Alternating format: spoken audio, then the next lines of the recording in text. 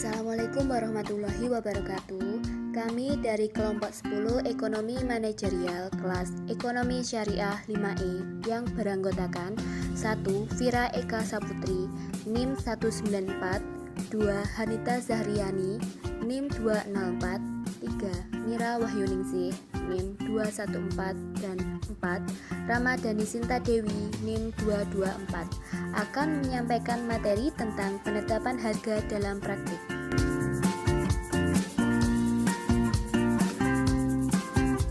Yang pertama yaitu markup pricing.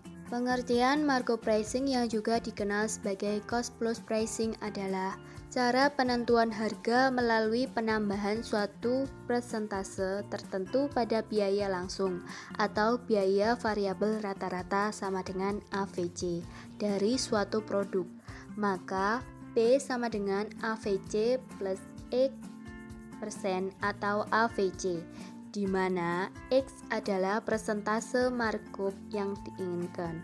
Markup tersebut atau dalam rupiah merupakan kontribusi per unit terhadap biaya overhead dan laba. Dan karena itu penentuan nilai markup tersebut berarti juga penentuan margin kontribusi atau contribution margin sama dengan CM. Jumlah keuntungan yang diperoleh oleh oligopolis di dalam pasar semakin membesar. 1. Rekonsiliasi markup dan marginalis pricing. 2. Kisaran tingkat markup yang bisa diterima. 3. Markup pricing dan pergeseran permintaan yang isoelastis. 4. Markup pricing dalam keadaan inflasioner. Materi selanjutnya yaitu penetapan harga dalam pasar yang mapan. Pengertian dari harga yang menafsirkan konsep tentang harga atau mempunyai banyak penafsiran. Menurut Kotler, pada dasarnya harga adalah suatu elemen bauran pemasaran atau marketing mix yang dapat menghasilkan pendapatan, di mana elemen yang lainnya mendapatkan biaya. Seperti yang diungkapkan oleh Kotler bahwa harga merupakan bagian dari elemen bauran pemasaran yang harga yaitu harga, produk, saluran, dan promosi, yaitu apa yang dikenal dengan istilah 4P, yaitu price, product, place, dan promotion. Harga bagi suatu usaha atau badan usaha menghasilkan pendapatan. Place dan promosi menimbulkan biaya atau beban yang harus ditanggung oleh suatu usaha atau badan usaha. Positioning harga, cara menentukan nilai atribut dari produk tertentu atau nilai atribut dari paket total yang terkandung dalam produk. Cara menentukan nilai atribut dari produk tersebut atau nilai atribut dari paket total yang terkandung dalam produk. Teknik-teknik riset pasar harus ditetapkan untuk memperoleh nilai yang terkandung dalam atribut-atribut tertentu di suatu produk. Jika jumlah konsumen yang diteliti cukup besar, maka kesempatan konsumen tersebut tentang jumlah pengeluaran tambahan yang akan mereka keluarkan untuk membayar atribut-atribut tersebut bisa digunakan sebagai pedoman untuk menentukan harga. Strategi harga lini produk atau disebut dengan product line. Pada hampir semua kasus penerapan harga, pembuatan keputusan tidak hanya memperhatikan harga satu produk saja, tetapi juga harga-harga lini produk, subtin, dan komplementer yang dihasilkan oleh perusahaan itu. Perbedaan harga antara produk-produk tersebut harus mencerminkan posisi produk-produk tersebut dalam keseluruhan lini produk tersebut. Tingkat-tingkat harga tersebut harus disesuaikan sehingga fungsi tujuan perusahaan dapat memaksimumkan.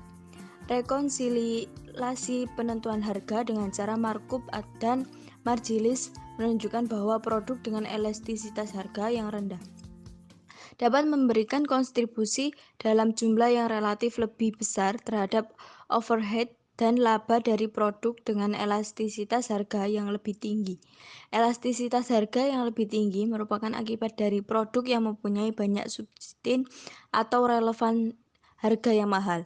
Karena itu, mengambilan keputusan penetapan harga setiap produk berdasarkan biaya absolutnya tersebut tersedia substitusinya baik di dalam maupun di luar lini harga pembuatan keputusan tersebut sebelum menetapkan tinggi markup yang telah di atas AVJ-nya. Yang selanjutnya yaitu penetapan harga untuk menduga kualitas. Penempatan harga yang lebih tinggi untuk suatu produk akan membuat konsumen percaya bahwa produk itu berkualitas lebih tinggi sehingga dapat menyebabkan penjualan serta laba yang diterima lebih besar daripada jika produk itu dihargai lebih rendah. Berdasarkan teori perilaku konsumen, ada dua alasan yang menunjang pendapatan tersebut. Yang pertama yaitu, jika konsumen tidak mempunyai alat atau informasi lain untuk menilai kualitas produk, maka harga produk tersebut bisa menjadi indikator terbaik untuk menduga kualitas produk tersebut.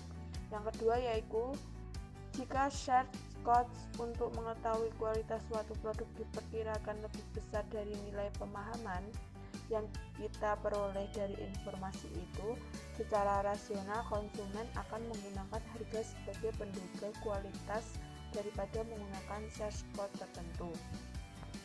Penentuan harga produk dalam satu paket. Pembundelan produk atau produk bundling adalah cara penjualan satu produk alam atau lebih secara bersama-sama sebagai satu paket dengan harga tunggal. Ada sejumlah contoh yang menunjukkan betapa luasnya pembundelan produk ini.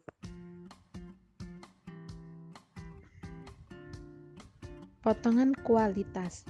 Teori pembundelan menjelaskan mengapa sebagai perusahaan menawarkan produk tertentu dalam beberapa ukuran yang berbeda, atau seperti botol-botol aqua yang kecil, sedang, besar, dan jumbo.